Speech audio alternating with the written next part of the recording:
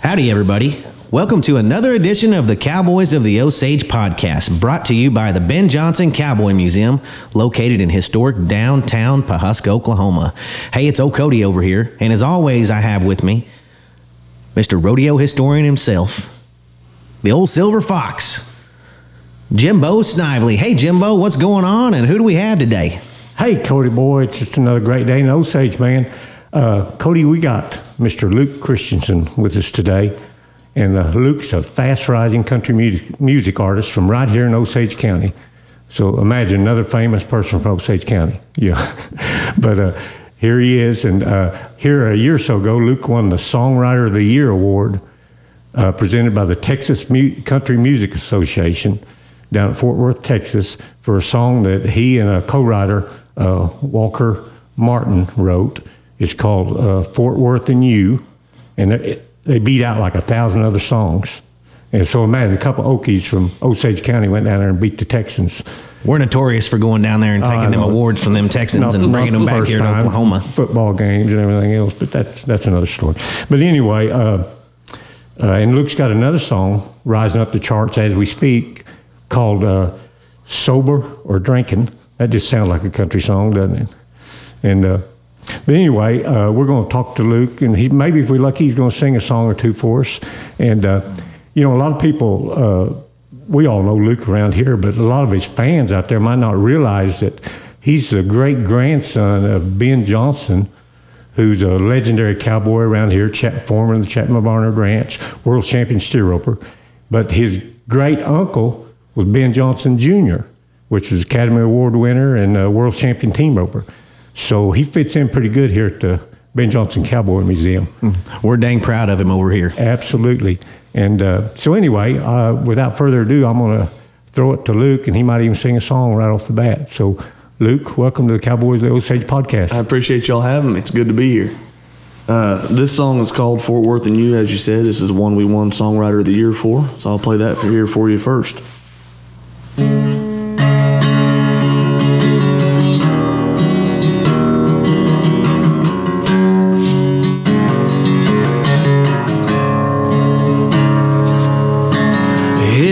Out plenty of time. The heated haze of exit signs got the music down, and my thoughts up loud.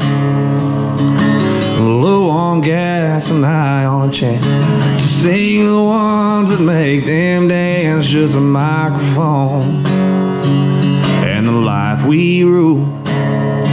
But I'll keep my foot near the brakes in case you need me. I'll turn this dream around, it's just that easy. Somewhere between Fort Worth and you, picking up where I left off with what I've held on to. I pray you'll be right there when I get through. Meanwhile, I'm somewhere between Fort Worth and you.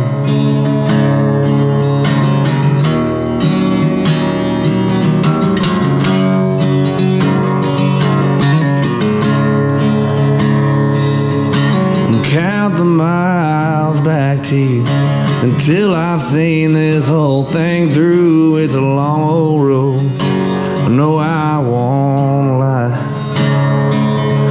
But girl, I know this much is true. It ain't nothing without you. While I try to get this name in lights, but I'll keep my foot near the brakes in case you need me. I'll turn this dream around, it's just that easy. Somewhere between Fort Worth and you, picking up where I left off with what I've held on to.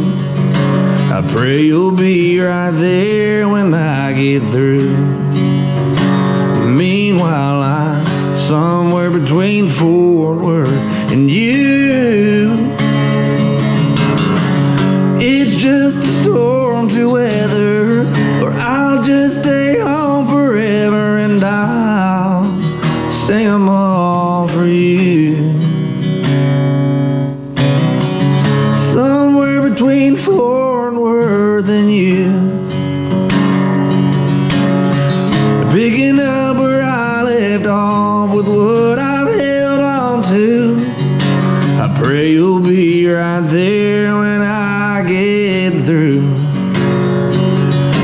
and I know you'll be right there when I get through. Meanwhile, I'm somewhere between Fort Worth and you.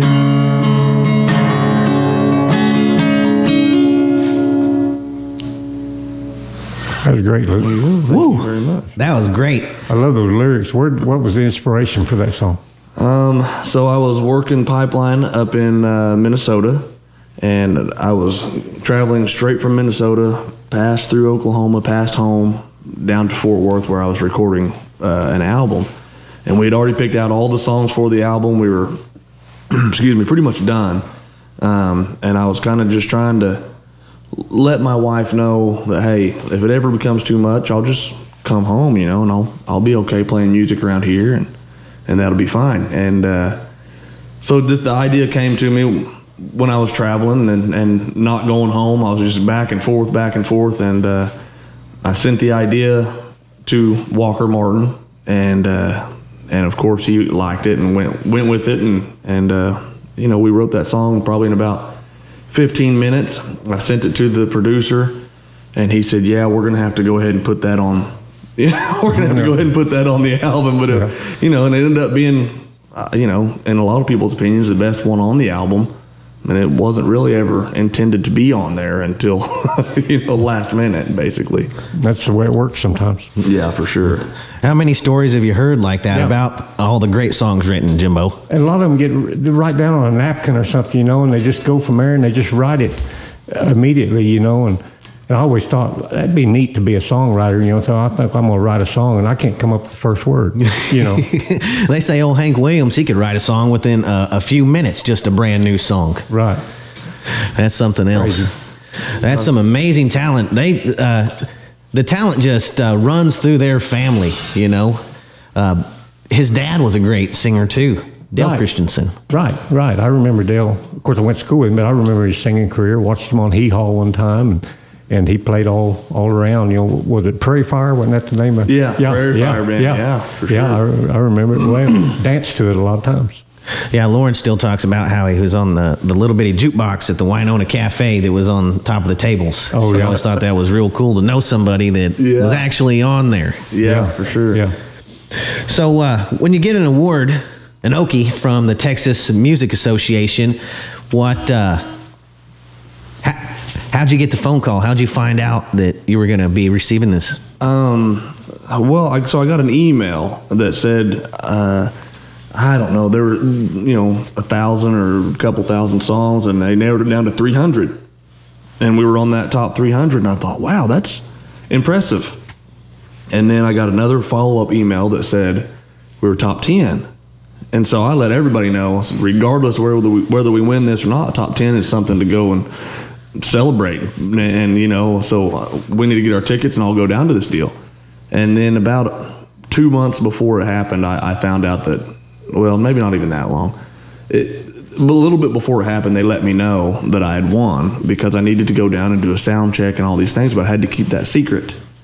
Couldn't tell anybody that because, it'd ruin things. So, going down and trying to lie to the family and tell them, oh, yeah, I need to go check on our tickets, or I need to go do this and this, while I was sneaking in doing a sound check, and I had to wait on Neil McCoy. He was in my way, and he was doing his sound check, so of course I had to wait on him. Did you and him do the watermelon crawl back there? Which was pretty fun to watch him, because he was, he was just relaxed up there, hanging out and waving and saying hi to everybody. And always liked him. Yeah, he's a really good guy. He's really one of the best live acts going, Jimbo. I mean, his stage show is second to none on Neil McCoy's. It's good, and way more songs than you ever thought you would have known of Neil McCoy's too. Right. Because a lot of them. Yeah, he had a lot of hits. Yes. Right. Sorry to butt in on there. No, you're right. And so I was supposed to do a sound check at like 3:00 that day, and his sound check was taking a little longer or whatever, and so I had to go back, and they're like, "Oh, you got the tickets?" And I said, "Yeah, everything's worked out." But then I had to come up with another excuse because I hadn't done my sound check yet. They'd give us another hour, or give us another. And it was a long day of trying to just come up with stuff, you know, like a movie, and trying to come up with little sneaky plots, and it was kind of frustrating, but a lot of fun because I got to go sit in there and watch Neil McCoy watch a pro do it for a while, you know. Right. So definitely neat. Well, did you pull it off? Did you keep the secret? We pulled it off. Yeah, had some people fly down from Minnesota that came to it. I think the only person that I told was my wife. And so we just kind of, she had to keep it secret too, you know, and the kids didn't know, nobody knew, father-in-law, you know, mom and dad were there. So I think they were all pretty excited, you know. Matter of fact, Walker Martin didn't know. And so I had to just say, hey man, we're top 10, we've got to go. And he said, yeah, of course. And that was hard to keep it from him because I was going, man, hey, I wanted to tell him, hey buddy, we did it, but I couldn't tell him because it made it more fun, you know, to just keep it a secret. And I'm sure he's thinking, well, you sorry dog, you know, you should have told me, you know, but it was a good time. Yeah, I bet that was a great night down there in Fort Worth. Oh, had to be. Did they do it there in the stockyards? Yeah, right at Billy Bob's. Yeah. And that was neat, getting to check off, you know, playing on stage at Billy Bob's was something that, I never thought that was going to happen, but that was pretty cool. Right. I made a lot of memories over there at Billy Bob's, Jimbo. Right. I don't remember any of them. No, I bet. A lot of other people do, though. Yeah, I bet a lot of people haven't forgot you. Yeah. I actually lived in the stockyards for a while, right above a bar called the Cadillac Cantina. Right. I went to work for this company, Jimbo, that all they did was they hired out-of-work cowboys that didn't want to get a real job. And we built McDonald's playgrounds and Chuck E. Cheese playgrounds all across the nation, but their office was above the Cadillac Cantina, and that's where they put me, 18-year-old boy living in the stockyards, right above the Cadillac Cantina. Made some memories for people. So you grew up, when you were growing up, did you realize you were kind of from an iconic family, or you just grew up a kid and didn't really? No, yeah, I just knew people really thought a lot of Uncle Ben, you know. Right, sure. And I was pretty young. Right. But I know that, you know, there were times that Dad would have to he'd go get them from the airport, sneak them out there, and we'd all hang out. And when he was around, everyone was around. Sure. You know, sure, and it was kind of man, this guy, people think a lot of this guy, you know. Right. So we'd sit out there and rope the dummy, and of course us kids trying to do whatever crazy tricks we could think to do to impress Uncle Ben, and you know, I'm sure he thought that was real cute, but he's probably yeah, you know, yeah. It's kind of like how songwriters or singers get people sending them stuff all the time. You're a world champion. Probably everybody's trying to show you the rope tricks. You probably get used to seeing it. I've called him 2 or 3 times with a song idea. I think twice. I felt real stupid afterwards, but I was like, hey, I had an idea. I just thought I'd show it to him. One of these days, Cody. Well, you never know. We'll get it recorded at some point. Right. What's your favorite Ben Johnson movie, Luke? Oh man, I don't know, honestly. I really don't know. It's tough. It's tough to decide. I like the ones where he's doing the stunt stuff. Maybe not necessarily one of the lead role, you know, kind of his earlier things, but I really like watching him ride and do stuff on the horses. And the one that as far as like from my age group that people recognize is and it's not even one of his westerns, but it was when he was the owner of the baseball team for the Angels in the outfield. You know, it's kind of had a small role in there, but people, they go, well, have you ever seen? They go, oh yeah. So, you know, the cowboy comes in with that felt hat and he's the owner. Yeah, that's him. And so the younger crowd generation, that's who okay, you know. Right. I think, wasn't Matthew McConaughey in that? Man, I think he might have been. I don't know. I loved him in Shane. That was my favorite, you know, because he kind of played kind of a bad guy to start with, and then he turned good at the end and warned Shane about that gunfire that had come to town to kill him, and I just thought that was good. Yeah. You know, I liked one of my favorites is a contemporary, My Heroes Have Always Been Cowboys one. Right. It's really fun because, you know, at the Lazy Arena, we grew up there. We played underneath the bleachers, went underneath the tunnel back there where they bring the steers back and everything. So it was just an area that I was real familiar with. And I always liked watching him learn that kid how to rope out there in the front yard. And I always liked that line where he said, roping's a lot like dancing. Once you get out of time, you never get it back, or something like that. Yeah.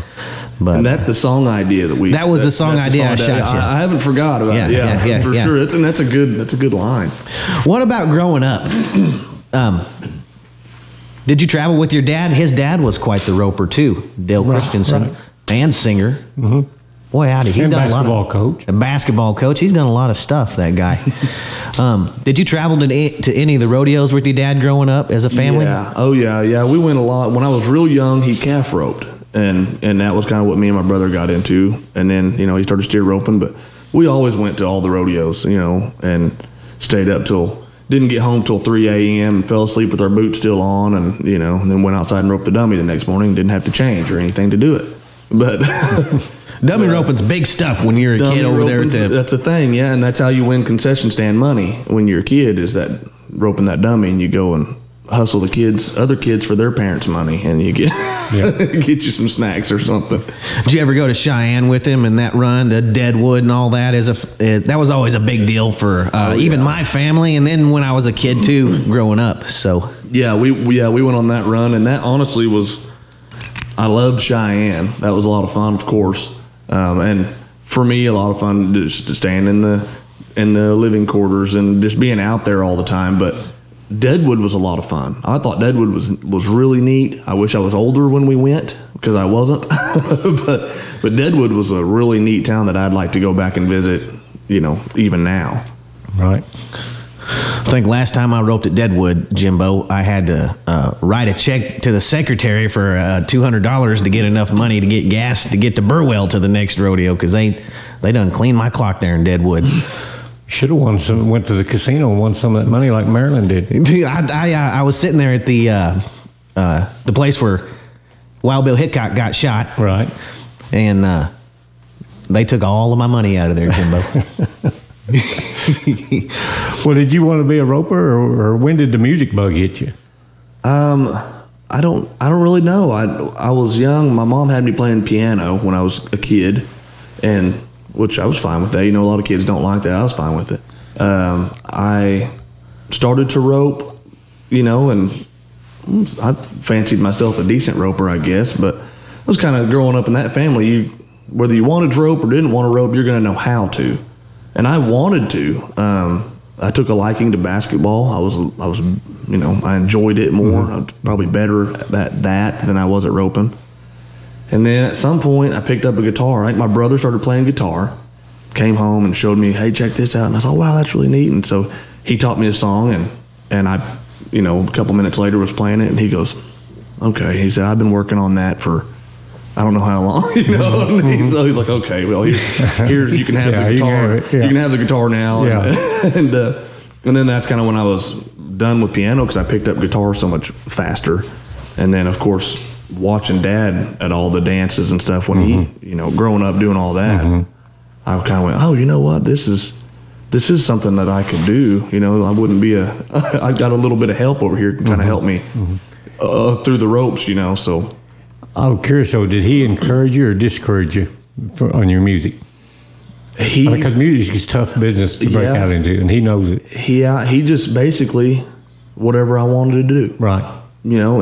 If I was gung ho with it, then he was going to be as excited as me. Right. Right. If I was amped about it and hey, let's go. Okay, let's do it. Yeah. And he was going to be as invested as I am. If I didn't believe and do it, then he wouldn't either. He'd sit there. Yeah, right. But we talked about writing songs yesterday. We've got some songs that we've written together that maybe a couple people have heard, maybe a couple people have. But that's kind of what we talk all the time is rodeo and and music. So. Well, that's great. That's something you can share with your dad, and the music. Sure. That's great.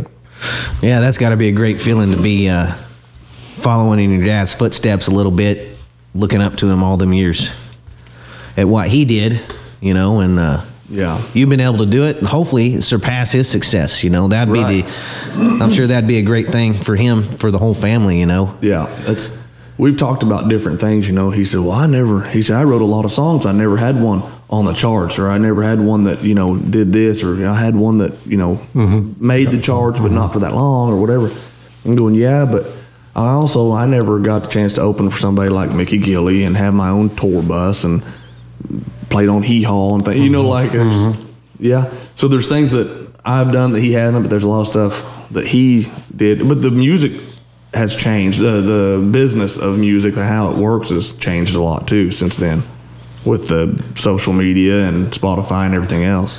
It seems like it's a better deal for independent people now to be able to make it where it was a long shot, right? Just a pipe dream before, you know, like right. To be an independent type person. It seems like. Yeah, and he said, you know, I could record a song this afternoon in my living room. And because I'm a, you know, verified Spotify and whatever, I could send it out and it'd be out in, you know, in 7 days or so. It would be for anybody in the world could hear it. Wasn't that easy back then. No, absolutely. So what's a fan that's reached out to you? What's the furthest away a fan's reached out to you from? Oh, honestly, it's been here in the States, and I can't think. I mean, it's kind of been all over. I mean, my music's been played in, I don't remember what it is, 40, 50 different countries. Oh, wow. But I haven't heard from any of, matter of fact, I think I had in the Netherlands or something, a radio host reached out to me and wanted to make sure that I was okay with them playing it there. He said, hey, you know, we like it, and absolutely, yeah, please do. You can play that and only that for all I care. So. See you on my world tour. Right, exactly. Where was that at again? Netherlands. You're big in the Netherlands for sure. Yeah, and it was that conversation was tough because of the time difference. Because he'd send me a message and then I would respond almost instantly because of what time it was here. Yes, and I'd go, well, he must not be all that interested because that was all he sent. And then, you know, 24 hours later, I'd get one other. I was like, okay, it's not 3 o'clock in the afternoon for him like it is for me. So. I remember when I first noticed your music was on Facebook, and he'd just come on and he'd say, I'm going to be on Facebook tonight at 8 o'clock. You might have been on the road pipeline or something, you know, and you just do a little spot on Facebook, you know. Sure. And is that when you really got going, or where you got encouraged, or? Yeah, I mean, kind of. So when I was in Minnesota, they were doing a little street dance, and a buddy of mine knew the guy that owned the bar, and he said, hey, you should have my friend open. And he kind of put me on the spot, and I didn't want to do it, and I was a nervous wreck, hadn't really played in front of people. And they duct taped a microphone to some deal so that we could hear it, and it was just super sketchy and not planned out at all. But it went well. And that guy that owned that bar hired me for the next weekend and paid me. And I thought, well, man, I get to play music and get paid for it too. That's kind of handy. I was going to play music anyway, you know, at the hotel or whatever. So shortly after that, I became every Friday and Saturday for like 3 months in Minnesota. I was booked somewhere.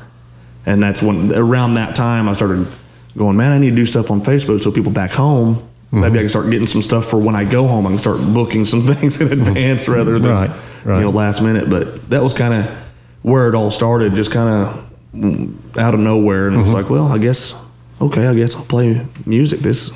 Make some extra money, you know, and have fun while I do it. So right. You got one rapidly climbing the charts right now. What's that song, Luke?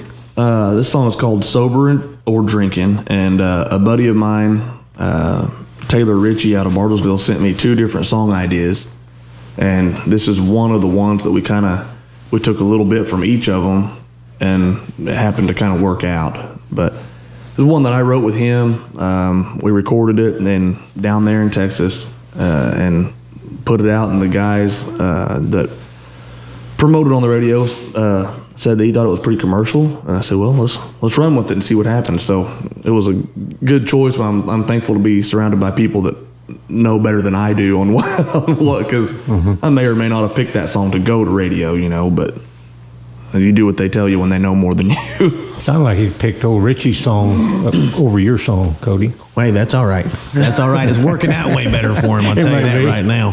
Might have been a wise choice. We're going to be able to talk you into playing that one for us today, Luke? Sure. I can play it. We'd all love to hear it. Okay. Put him on the spot, Jimbo. Yeah. Right on it. Hope he remembers the words. Well, I'll make them up as I go if I have to. We won't know any different.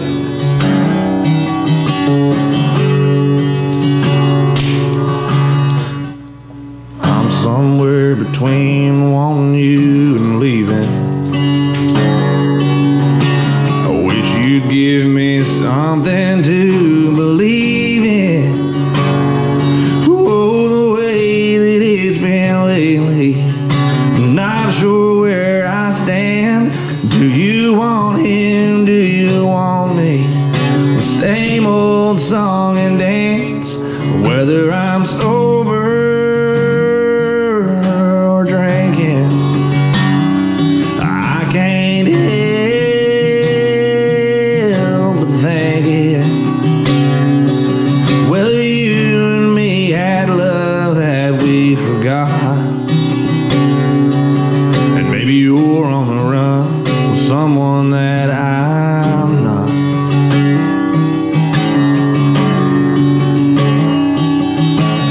I'm somewhere between summer and fall.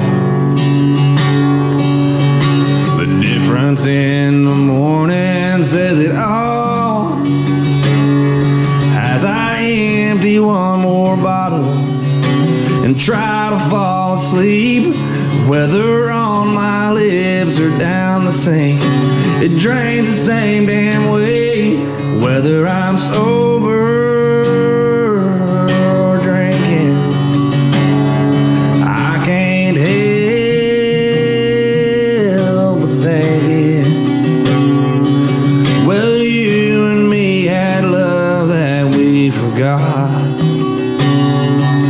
Or maybe you're on the run with someone that I'm not.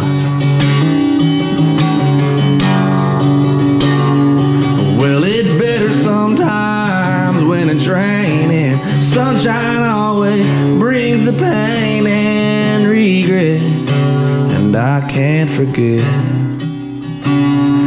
Whether I'm sober or drinking, well, I can't help but thinking. Well, you and me had love that we forgot. Or maybe you're on the run with someone that I'm not. Oh, someone that I'm not.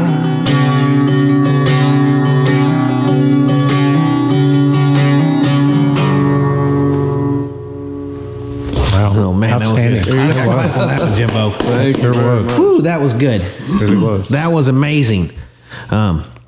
Let me know if you ever need a triangle player, Luke. Yeah, well, we've discussed maybe a cowbell. I think that'd be. I'm not a You're not- I'm you're not a not- master of the cowbell. You're not a master of the cowbell. I do the triangle. Okay. That's fair. That's probably fair. My granddad was chuck wagon cook. Triangling runs in my blood. That's how they used to call the cowboys You'd up. rather master one instrument than just kind of be mediocre at several. Right. Yep.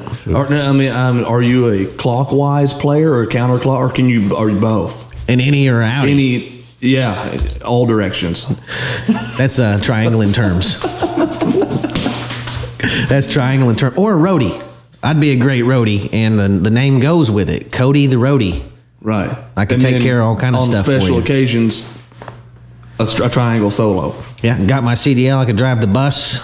Hey, we need that. I'd be a very valuable asset to the road show. That'd be great. That way we're not having to drive ourselves everywhere. When you're opening for Hank Jr., let me know. I'll be there. Guaranteed. I'll be setting it up, playing the triangle, driving the bus, setting the mic up, doing the whole works for you. I'm all for it. No problem. Cody the roadie. I'm Bam. all for it. All right. Speaking of Hank Jr., who were some of the artists that maybe influenced you when you were a kid, or even now? So just growing up, I had a lot of George Strait, of course. Sure. You know, listening to Dad and George Strait, and then even Hank Sr. a lot. You know, as I got older and started taking more interest in just the guitar in general, John Mayer, because he was and still is an incredible guitar player. And then started listening actually to some of the lyrics and went, oh, wow, I didn't, how they would turn a phrase to where you wouldn't really at first know what it meant, and then it would come together at the end of the song. You go, oh, okay, that had a bigger meaning or whatever. And that's everything had me interested in music, but that was kind of when I went, well, I want to try to write something. And of course, and I think every songwriter will tell you this, you write a great song, you might write 20. I've got a bunch of songs that I won't ever let anyone listen to because they're trash, they're terrible. But you have to get the cobwebs out of the way, and maybe from those crummy lines or songs, you have a good line that you go, okay, I'm gonna keep that, So, but yeah, I a lot of, George Strait, Hank Sr., Sleep at the Wheel, a lot of.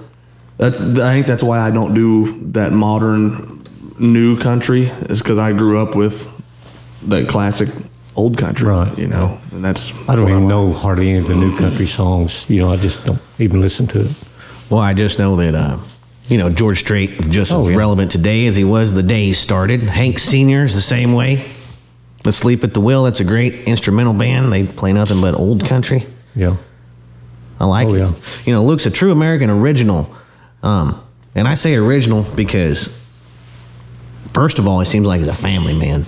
Right. Loves his family, close to his family, grandparents all the way down to the family that he has. And he's a cowboy. He's a pipeliner. He's an Osage County born and bred boy.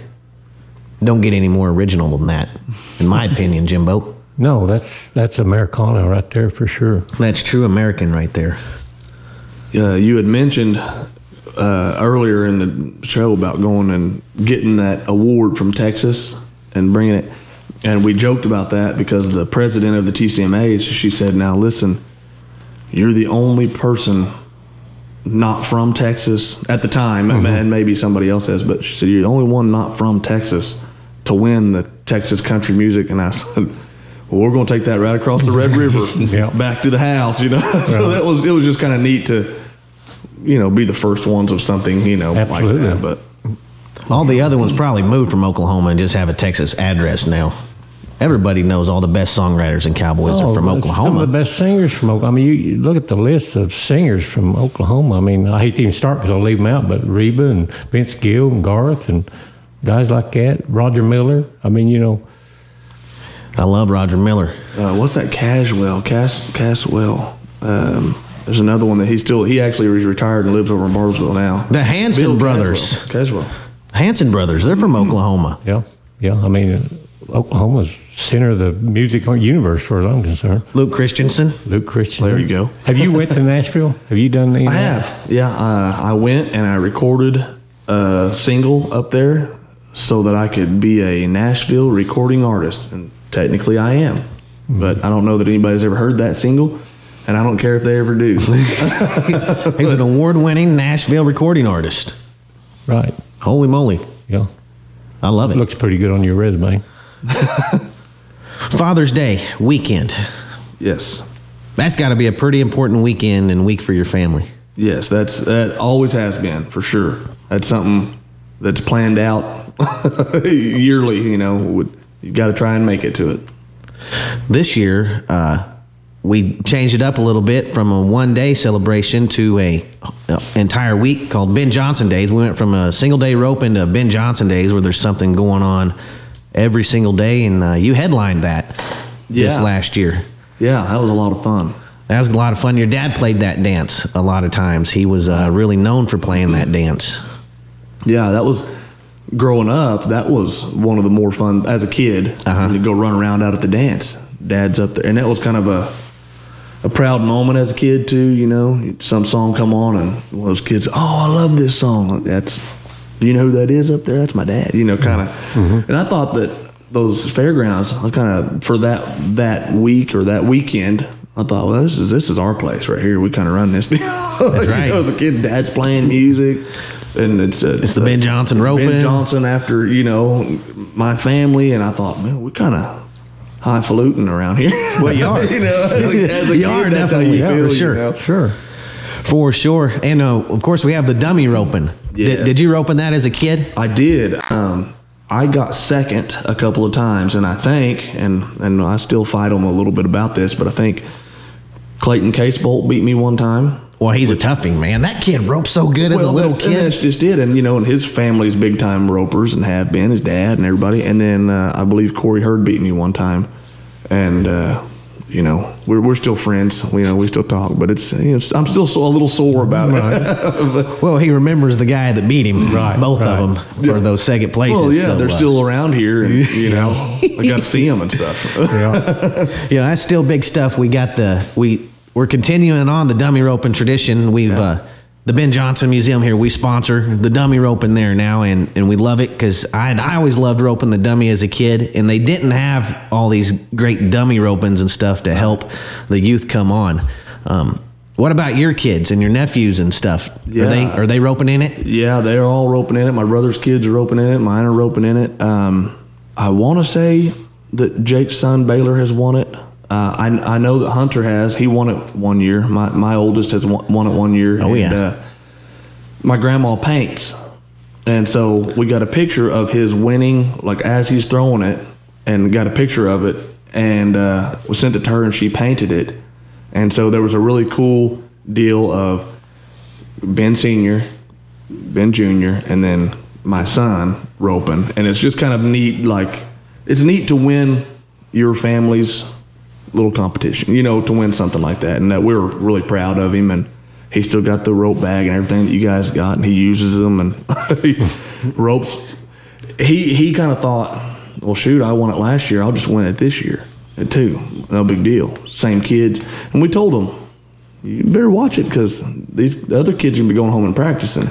And then I think he kind of got his tail whooped this last time, and Dad, I need to go back home and practice. Yeah, you do, because everybody else is, so. That was a good life lesson for him. It was, yeah. It's really one of my favorite events that during that whole week, just to see the youth. They practice all year to come try to win the Ben Johnson dummy roping title. And if you ain't never been there, what we do is we sort everybody down into age groups, and there's one legal head catch once you get past the youngest age group, and that's slick horns only. Ben Johnson rules. And we start moving the line back the more they start catching. And then, Jimbo, on top of it, what's really great, because all these kids, they started looking forward to it every year now. We start up in the size of the dummy horns. We got 3 or 4 dummies there. And the last dummy that we bring out for the tiebreaker, I know. Longhorn. like 5 foot wide, great big curling back horns. And you know what? We've had a kid every year, girl for the last 2 years, take home the dummy roping championship and rope them big boogers. All right. I saw her last year. So it always just makes me feel good to see the youth coming on, and our way of life continuing around here, and the things that we cherish, and the traditions that we cherish. And that deal's become big with, when I went last year and watched my kids in it. It's a big circle of family, friends, fans. I mean, I had my friends came to watch my kids, and it's just a big, and you hear people, oh, yeah, and they have an audience there. It's great. And the kids that kind of have an audience and somebody, and it's a really cool deal. It's really a fun deal. And then I take them out in the flamingo rig after the second round or something. They all get their awards. I mean, it's just... That was really cool last year. There's nothing more rewarding in life than seeing young people happy, seeing young people succeed, and teaching them our traditions and way of life. To me, yeah, I love it. And like I said, it'll teach them life lessons. Sometimes you win, sometimes you lose, and you have to go home and work harder. That's right. It's just great. There's a lot of great things to take from it, and I just wanted to hit on that for a minute, just because it's so fun, and I knew your kid had won it, and it's been a big part of y'all's life too. Right. Your brother roped in it, you roped in it. Right. And everybody wants to win it. How long has it been going on? A lot of people started it a long time ago. We're just helping carrying on the proud tradition of it.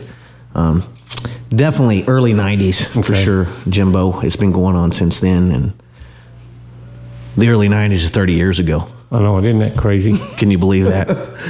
That's my kids are probably gonna go, you were born in 19 something? Yeah. Yeah, 19 something. Well, you know, what did dinosaurs actually look like or whatever? Exactly. So what's your plans for the year here, Jake? Jake, I about called him his brother. You did. What's your plans for this year on your music? Well, to finish out this current year, we have a show New Year's Eve at the Elks here in town. Oh, man. And it's a full band deal. So it's going to be, and they're having another band open, and they're having door prizes and all this stuff. That's New Year's Eve, starts at 8. It's going to be a lot of fun. Yes.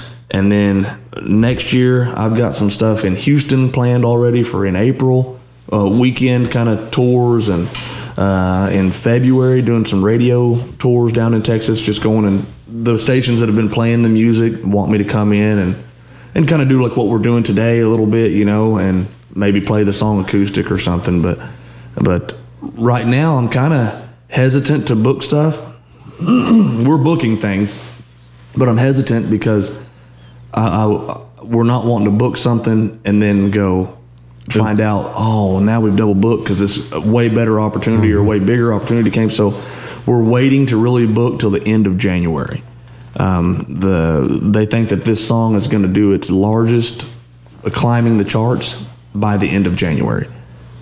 And that just gives you a little more, like you said, adding to the resume, you know, if you wait and it's a little higher on the charts, opens a few more doors and things like that. Sure. But I think that's going to be a busy year. By the time, you know, spring and summer come and things are opened up, I think it'll be busy. Where can everybody find your music at? It's basically anywhere you listen to music, it's there. It's Pandora, Spotify, iTunes, YouTube, all over the place. It's even on TikTok. If you make a TikTok video, you can look up music and put my stuff on there. Just not to a goofy video. It's got to be a good video. It's got to be a good video. Next TikTok you make, Jimbo, be sure and I'll use do that. Well, my next one will be my first one. Yeah, I was gonna say, you're big time famous TikTok, right?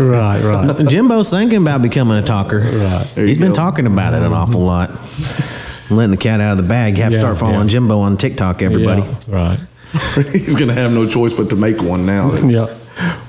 Well, Jimbo, do you have anything else for Luke today? Well, just really tickled that he came in with us today, and we're going to be watching his career, and just really super proud of him. I've known his grandma Helen was best friends with my mother, and just known his family forever. And I just hope he remembers me and you when he hits the big time. Oh yeah. I'll need me a triangle player or stuff like that. I can't. He's already committed to it. Right. Yeah. Right. But we're just real proud of him. Jimbo can introduce you on stage. Right. There you go. He does a real good job about it. Yeah. Yeah, I'm gonna have to get a lot better before I do that. Well, we're going to leave out a little bit different this time. And before we leave out, I just want to thank you for coming in, Jake. And I want to encourage everybody to listen to your You called music. him Jake again. I did, Jake. Luke, I apologize. I got Jake on the brain. His brother's Jake, everybody. Just so everybody we talk knows. all that roping, and that's got this deal. Jake went on rodeo scholarship, and I tell you what, his brother Jake, he could rope good and he could hustle. What I always liked about his brother is he was a hustling booger, man, down the rope, and he can get your money. Right. Get your money bad, too.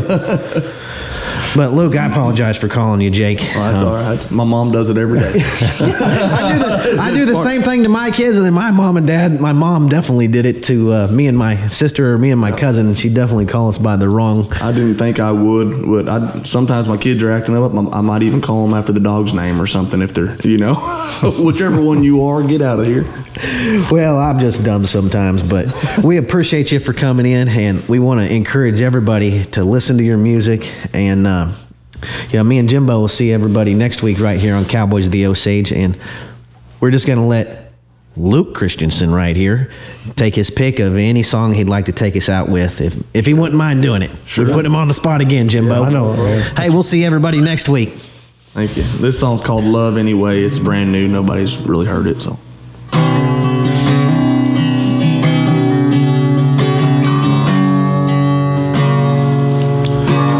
Fairy tales are told by liars, where happy ever after is a place. But sometimes there ain't nothing left to do but fold fold your hands and walk away.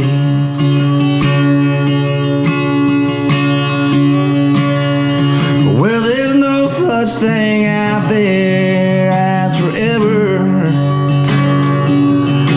and it's all gonna end, they say.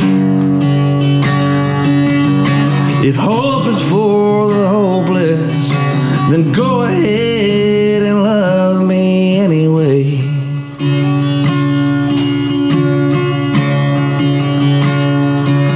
Or go ahead and love me anyway. Even when it all seems dark and gray. Sometimes we might fight, and that will be alright. When the sun comes up and gives us another day, won't you go ahead and love me anyway?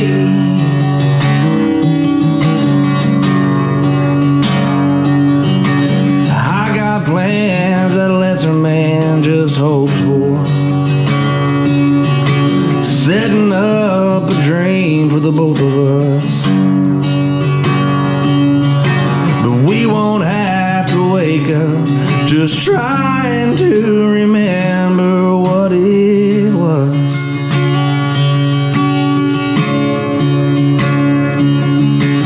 Go ahead and love me anyway. Even when it all seems dark and gray. Sometimes we might fight, and baby, that will be alright. When the sun comes up and gives us another day, go ahead and love me anyway.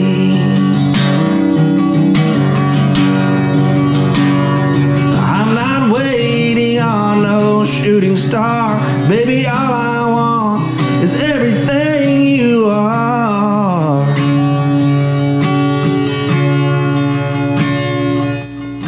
So go ahead and love me anyway.